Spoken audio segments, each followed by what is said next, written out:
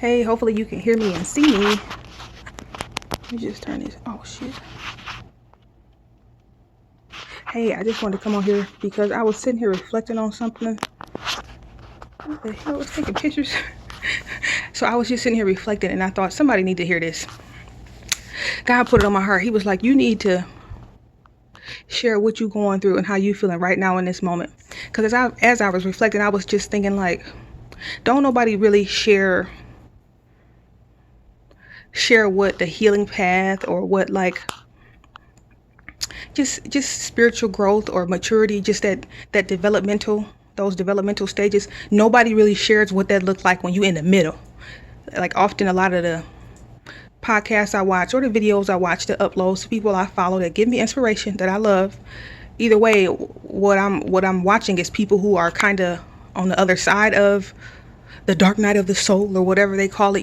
They on the other side of the transitional shift, the identity shift, the paradigm shift, the consciousness, the evolvement, enlightenment. They're on the other side of it, but they don't talk about. You rarely see people or examples, living examples, that can give you hope or some guidance as far as what it's like when you're in, like, the middle. So I'm kind of in the middle.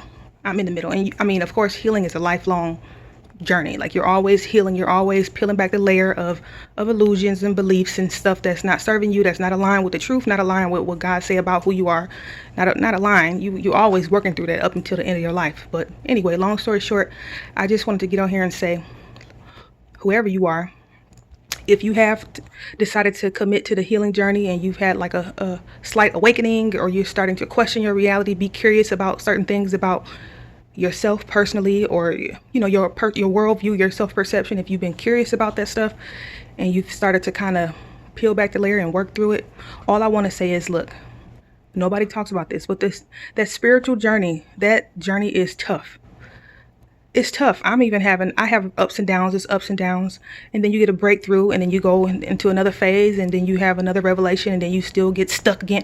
But it's a roller coaster. But it's tough. It's a roller coaster. Sometimes you be frustrated. I know I do. Sometimes I'm impatient.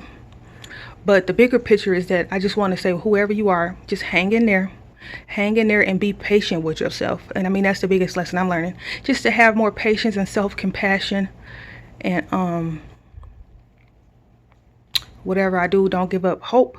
I mean, because I know I wasn't at this point that I'm at right now, or the things that I'm working through, or the perceived obstacles that I think that are challenges, the perception that I have on that stuff, or those things. I wasn't born thinking like that, or I wasn't born with different pressures or different things that I'm trying to work through. I was not born like that. So the root of a lot of the stuff, it was started somewhere. And so it's just a matter of being patient, being kind, being compassionate with yourself, and just knowing that sometimes it just takes time. It takes time for you to allow God or whoever you believe to renew your mindset, renew the way you think, heal your mindset, heal your beliefs, heal the different programs that's running in the background of your subconscious that are not healthy, that are toxic, that might have been passed down unintentionally.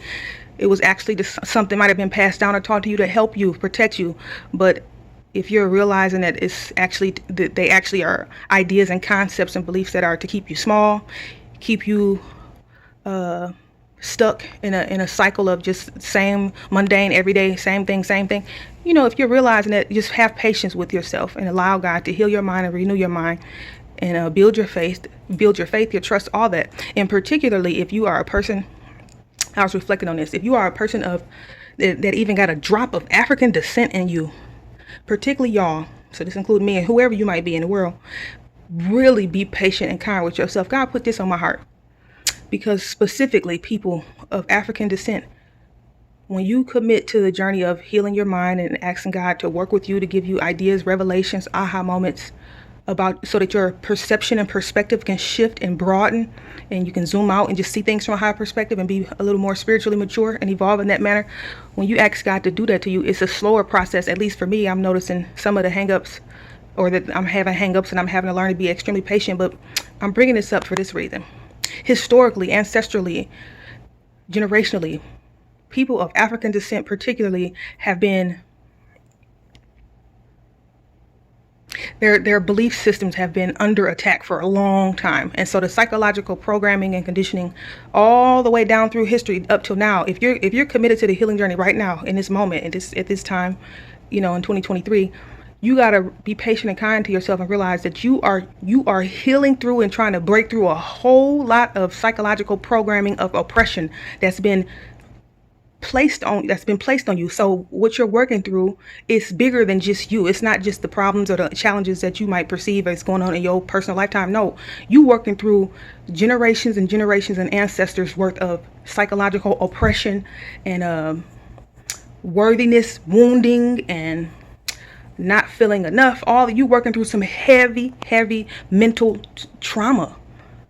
And so you have to be patient with yourself and give yourself time to reverse engineer your mindset and be healed and renewed in your mindset. But it's going to take time. And I just want to say, be patient, hang in there. It's necessary. So whatever you do, don't give up hope, because you see people constantly talking about stuff like this and they seem like everything is so hooky, just happy go lucky. It's not. And it's a commitment. Like, I'm committed to this. Like, I'll be frustrated.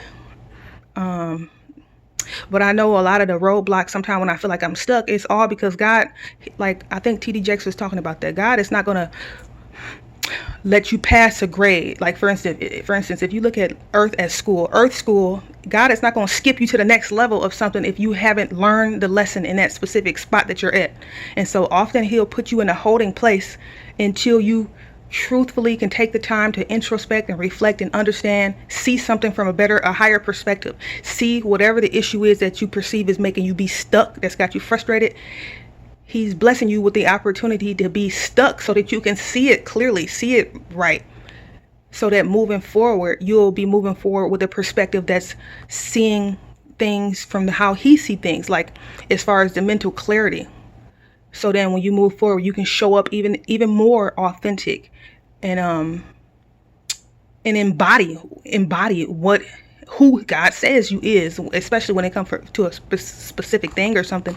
He wants you to be able to embody the new learned knowledge, the wisdom, the nugget. He wants you to be able to embody it. So if you're sharing it, or so then you'll be a walking example of what your values are. You'll be a walking, living example of what your values are, which ultimately will be values and morals and beliefs and thoughts that's aligned with who he says you are. He's not going to graduate you just so that your ego will be satisfied, and to the world, to people who are still asleep, it'll look like, oh, you're progressing. Oh, this is great. Look, their life look fine. But then at the same time, you're still spiritually asleep and you don't even have the correct self-perception and worldview.